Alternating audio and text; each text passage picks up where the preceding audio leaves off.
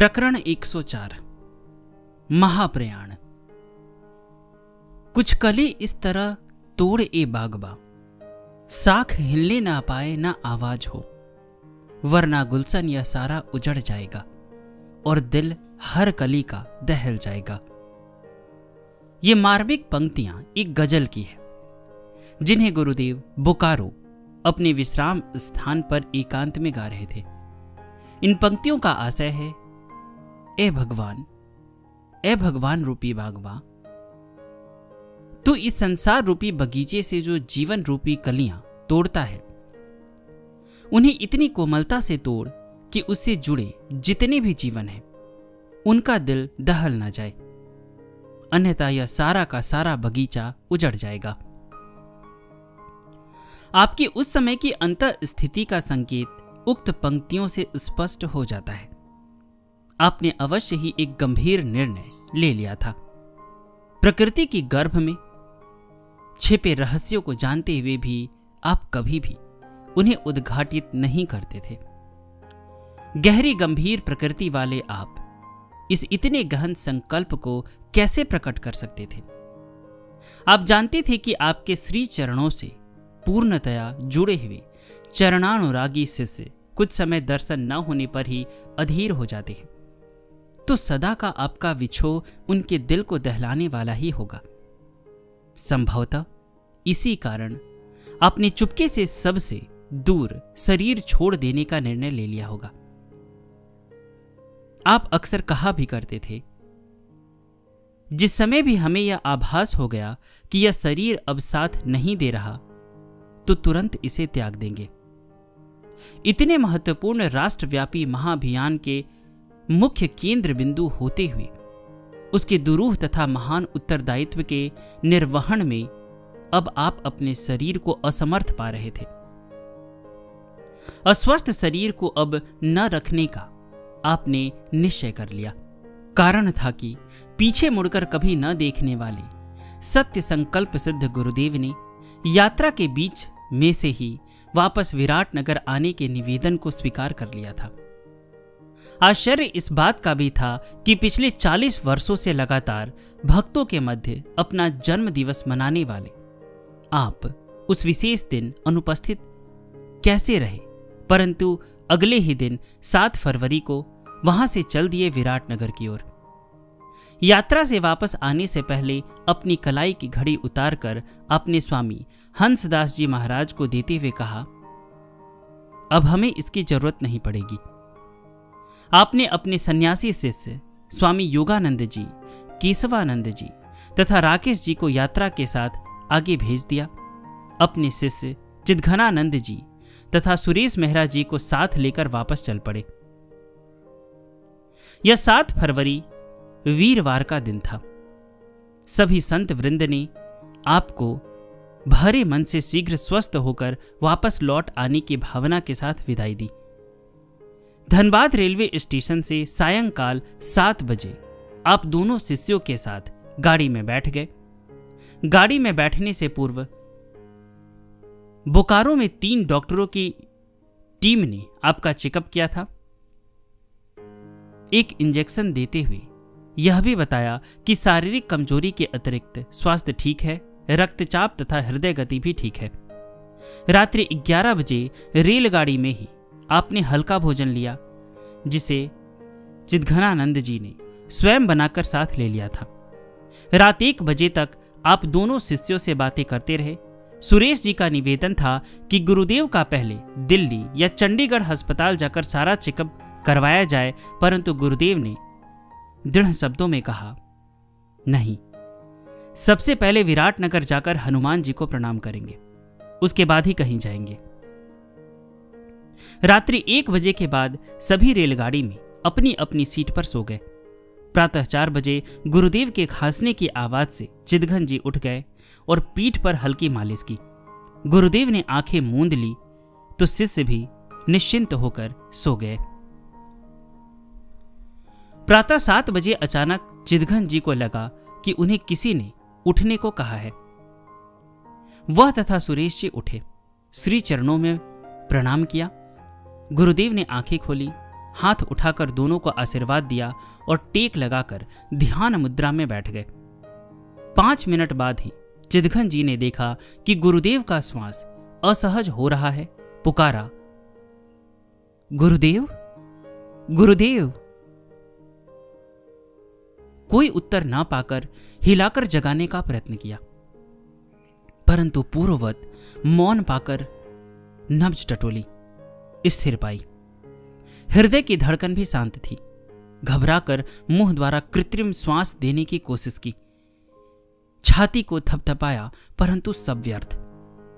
अब कुछ न सूझा तो जोर जोर से चिल्लाकर सहायता की गुहार लगाई। सुरेश जी भी भागे। गाड़ी के सुपरिटेंडेंट से गाड़ी में डॉक्टर की घोषणा करवाई। तुरंत 3 डॉक्टर आ गए। डॉक्टर ने जीवन रक्षक इंजेक्शन देने को कहा, परंतु अगला स्टेशन दिल्ली अभी 2.5 घंटे की दूरी पर था। सुपरिटेंडेंट ने 10 मिनट बाद आने वाले स्टेशन टुंडला पर स्टॉपेज न होते हुए भी गाड़ी रुकवाने का संदेश भेज दिया। टुंडला स्टेशन से एम्बुलेंस द्वारा गुरुदेव को रेलवे अस्पताल ले जाया गया। वहां पहले से ही सूचना अनुसार डॉक्टर प्रतीक्षारत था। डॉक्टर ने देखते ही गुरुदेव को पहचान लिया। आस्था टीवी चैनल पर आपके प्रवचनों को सुनते हुए वह आपके प्रति अतीव श्रद्धा रखने लग गए थे। भीतर ही भीतर उनकी तीव्र इच्छा इन महापुरुष के दर्शन की होने लगी, परंतु यह कैसे संभव था। और आज जाते जाते भक्त वत्सल गुरुदेव ने डॉक्टर की चिर प्रतीक्षित अभिलाषा पूरी कर दी। प्रत्यक्ष दर्शन से प्रसन्न डॉक्टर को यह देखकर दुख भी हुआ कि अब यह महान विद्वान संत अपने शरीर में नहीं है, फिर भी जीवन रक्षक इंजेक्शन और ऑक्सीजन लगाकर असफल प्रयास किया गया। स्पष्ट है कि 8 फरवरी 2002 शुक्रवार प्रातः 7 बजकर कुछ मिनट पर गुरुदेव ने महाप्रयाण की ओर प्रस्थान किया। उस समय तिला एकादशी उत्तरायण का वही नक्षत्र था जिस नक्षत्र में आपने जन्म लिया था। जन्म लेते समय भी इस अलौकिक आत्मा ने मध्य रात्रि प्रशांत वेला में चुपके से संसार में पदार्पण किया था। ठीक 68 साल बाद चरैवेति चरैवेति, चलते चलो का संदेश देते हुए चलती गाड़ी में उसी प्रकार चुपके से इस संसार से प्रस्थान कर लिया। शायद ही कोई ऐसा पाषाण हृदय चरणानुरागी शिष्य होगा जो इस हृदय विदारक घटना के पश्चात कुछ कह सकने में सक्षम हो। जिन शिष्यों ने अबोध बच्चे की तरह आंख खोलते ही केवल मात्र सदगुरु रूपी मां की ममता में आंचल का आश्रय लिया हो और एकमात्र अपने इस मार्गदर्शक की प्रतिछाया रूपी चेष्टाओं क्रियाओं का अनुकरण मात्र किया हो, उन्हें अचानक इन सबसे वंचित होकर अगम मार्ग पर अब आगे बढ़ना कठिन व दुष्कर तो होगा ही, परंतु यह बात भी सत्य है कि विवेकी मां अपने विशाल और कोमल आंचल तले लाड प्यार डांट डपट से शिशु में धीरे धीरे ऐसे अपरोक्ष संस्कार भरती चली जाती है जिनका उस अबोध को बोध ही नहीं होता। ये प्रसुप्त परंतु प्रगाढ़ संस्कार मां की अनुपस्थिति में भी उसका साथ देते हैं और आगे का रास्ता वह उसी संबल से सुगमता पूर्वक तय करता चला जाता है। गुरुदेव ने जिन सर्वहुतम वाले भाग्यशालियों पर कृपा की है, उन सभी कृपा पात्रों को आध्यात्मिक संस्कारों की समृद्धता प्रदान की है।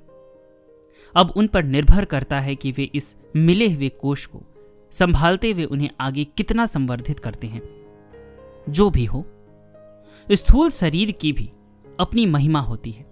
इसका पता तब चलता है जब वह कभी भी न दिखने के लिए छूट जाता है। जो शरीर दिव्य राम नाम की गूंज से सतत गुंजायमान हो, जो लाखों करोड़ों अपनों से जुड़ा हुआ हो, जो धर्म राष्ट्र व समाज कल्याण में बलिदान हो गया हो, उसकी स्मृति संजोकर रखने योग्य तो होती ही है। गुरुदेव एक वेद मंत्र ओम भद्रम कर्णे भी शृणुयाम देवा के एक अंश को जीवन के सारांश के रूप में बताया करते थे। वह है व्यसेम देव हितम यदायु। इसका भावार्थ है, जो आयु देव हित में परमात्मा के कार्य में काम आ सके, केवल मात्र उतनी ही आयु का हम उपभोग करें।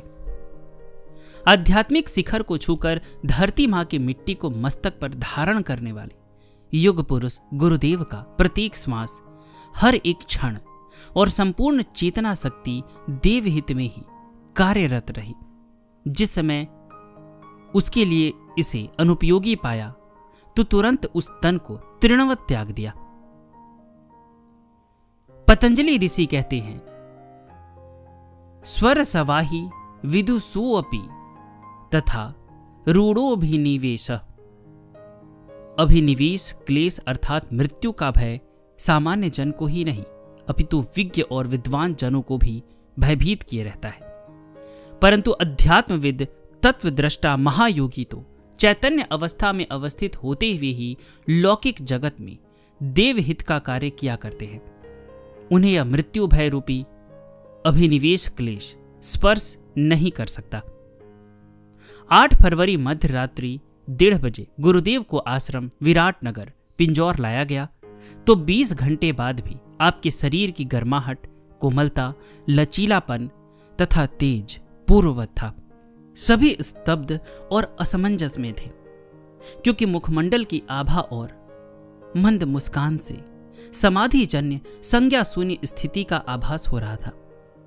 इसी आशंका से आपके तालु स्थानीय सिरोभाग पर राम राम मंत्रोच्चारण के साथ गाय का माखन लगाया गया। 9 तारीख पौ फटते ही प्रियजनों का तांता लगने लग गया। हजारों भक्तगण रोते बिलखते दर्शनार्थ विराटनगर के प्रांगण में इकट्ठे होने लगे। मध्याह्न काष्ठ के सिंहासन नुमा चौकी पर आपको सिद्धासन लगाकर बिठाया गया। 28 घंटे बाद भी शरीर की कोमलता पूर्ववत कायम थी। दिन रात फूल मालाओं तथा अश्रुधार के साथ श्रद्धालुओं ने कतारों में लगकर आपके दर्शन किए और अपने श्रद्धा सुमन भेंट किए। अखिल भारतीय संत समिति के मूर्धन्य संत वृंद समाचार मिलते ही बीच में ही यात्रा एवं महाअभियान स्थगित कर विराटनगर पहुंच गए। संयोग ही कहेंगे कि जन्मोत्सव के कारण इन दिनों देश विदेश से भक्तगण पहले से ही यहां एकत्रित थे। समाचार पत्र, टीवी चैनलों एवं रेडियो पर प्रसारित समाचार सुनते ही लोगों के समूह अंतिम दर्शन हेतु वहां पहुंचने लगे। 10 फरवरी 2002 रविवार मध्याह्न 4 बजे भगवान हनुमान जी के चरण प्रांत के पास, जहां से श्री सीताराम जी के दर्शन सुलभ हो, गुरुदेव को महासमाधि हेतु भूदेवी की गोद में बिठाने का निर्णय लिया गया। श्री महंत स्वामी ज्ञानदेव जी महाराज ने गुरुदेव के तालु स्थान की ठंडक को अनुभव करके परीक्षण के पश्चात महासमाधि की घोषणा की। लगभग 84 घंटे बाद भी महासमाधि के समय आपके अंग प्रत्यंग आसानी से मोड़े जा सकते थे। जड़ता तथा कठोरता लेश मात्र भी नहीं थी। सभी सम्माननीय संत वृंद, सन्यासी शिष्य मंडली और हजारों भक्तों की अथाह भीड़ ने युग पुरुष को अंतिम विदाई दी। सभी भक्त विहल तो थे ही, गुरुदेव का अति प्रिय शेरू यानी कुत्ता भी 3-4 दिन तक भूखा प्यासा दर्शनार्थ द्वार पर शांत बैठा रहा। सदा चित्रकूटी बोलते रहने वाला मिट्ठू यानी तोता भी मूक बैठकर दुखी होता रहा। प्रातः पता नहीं कहां से सफेद दाढ़ी वाले 2 विशालकाय वानर आश्रम में आ गए। गुरुदेव की पुरानी कुटिया के पास से होते हुए दर्शनार्थ गुरुदेव के पास कुछ देर रुके, फिर गौशाला के सामने से सड़क पर चलते हुए महासमाधि के लिए की गई खुदाई के नजदीक पहुंचे और परिक्रमा करने के पश्चात श्री सीताराम जी के ऊंचे गुंबज पर बैठ गए। वहां से महासमाधि का सारा दृश्य देखते रहे और फिर कहीं चले गए। न तो उससे पहले न ही उसके बाद कभी किसी ने उन्हें देखा। वसुदेव कुटुंबकम, जिनके लिए सारी धरती ही अपना परिवार हो और इस विराट परिवार का प्रत्येक प्राणी जिन्हें अति प्रिय हो, इस प्रियता की दिव्यता ही थी कि ऐसे ऐसे देश, टापू व अन्य स्थानों के लोग जो आपकी भाषा, संस्कृति व वेश से अपरिचित थे, आपके लिए विदाई के समय रोए। आध्यात्मिक आत्मीयता देश काल परिस्थिति, रंग रूप जाति आदि के भेदभाव से सर्वथा अछूती होती है। ऐसा गुरुदेव के जीवन से स्पष्ट प्रमाणित होता है। ऐसे महान महायोगी को कोटिशः प्रणाम। प्रकरण 105। श्रद्धास्पद को श्रद्धांजलि। गुरुदेव कहा करते थे, पलट दे जिंदगी पल में, कहानी उसको कहते हैं। और इस अकथ कहानी के नायक स्वयं गुरुदेव की जिंदगी भी पल भर में ही पलट गई थी। जब सन 1953 में आपके अपने सदगुरुदेव श्री चंद्रमौली जी महाराज ने आपके मस्तक को छू भर दिया था, तब पिछले 27 जन्मों की स्मृति के साथ ही इस जिंदगी का स्वरूप तथा उसका लक्ष्य ही बदल गया था। इस अकथ कहानी के संपूर्ण अध्ययन से स्पष्ट नजर आता है कि यह सारी की सारी कहानी बहुत ही रोचक तथा अद्भुत आध्यात्मिक घटनाओं से भरी हुई है। ब्राह्मी अवस्था में अवस्थित तो आप सन 1962 में निरुद्धा अवस्था प्राप्ति के बाद से रहते ही थे। इसके पश्चात कृतकृत्यता अनुभव करते हुए जीवन रूपी कहानी को आप वहीं समाप्त कर देना चाहते थे, परंतु उन्हीं अपने सदगुरुदेव के आदेश को सिरोधार्य कर आगे की कहानी में आपने जो अनूठे प्रकरण जोड़े, उन्हें जब भी जिसने भी जितना भी पढ़ा समझा, श्रद्धावंत हो आपसे जुड़ता चला गया। यह आपकी अलौकिक अवस्था का ही परिचायक है, जिसे लौकिक भाषा में ब्रह्मलीन होना कहते हैं। मुक्त महापुरुष की लीला संवरण का वह प्रकरण ऐसा है जहां न अथ है न इति। अंतरिक्ष से ऊपर अंतहीन शून्य आकाश में न बंधन है न मुक्ति, न जन्म है न मृत्यु, न दिशाएं है न दिन और न रात, न सुख है न दुख, न तू है न तेरा, न मैं हूं न मेरा। वहां सब कुछ है और कुछ भी नहीं है। आपने स्वयं एक पद में कहा, आत्मा अमल साक्षी तेरा, करता नहीं भोगता नहीं, निर्मल निरामय एक रस आता नहीं जाता नहीं, निज रूप के अज्ञान से जन्मा करे फिर जाए मर, आत्मा स्वयं को जानकर हो जा अजर हो जा अमर। ब्राह्मी अवस्था में ही एक अन्य पद में आपने लिखा, है भय कहां किससे तुम्हें, बंधन कहां किसका पड़ा, प्रतिबिंब का आकार क्या हो बिंब जब टूटा घड़ा, आनंद अविचल रूप हो तो काल का भी काल है, यह जान निश्चय मान ले तू ब्रह्म ही का लाल है। यह जानते हुए ही श्रद्धास्पद को श्रद्धांजलि दी सभी श्रद्धा में आत्मीय जनों ने।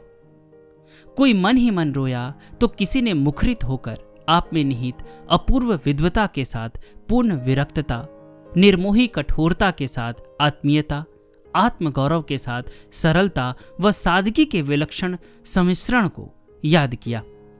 देश विदेश का विद्वत मंडल तथा सिद्ध संत समुदाय आपके व्यक्तित्व में आध्यात्मिक सर्वोच्चता एवं विश्व बंधुता के साथ साथ राष्ट्रीय अस्मिता के प्रति अद्भुत सजगता व अथक कर्मठता के दर्शन कर गदगद होते रहे।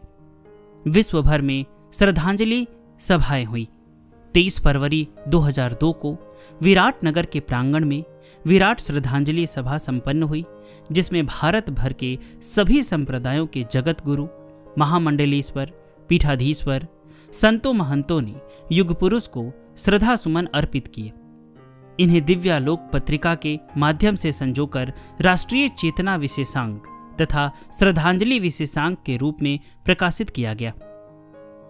कनाडा ब्रह्मर्षि मिशन की तरफ से भी श्रद्धांजलिज नाम से पुस्तिका प्रकाशित की गई।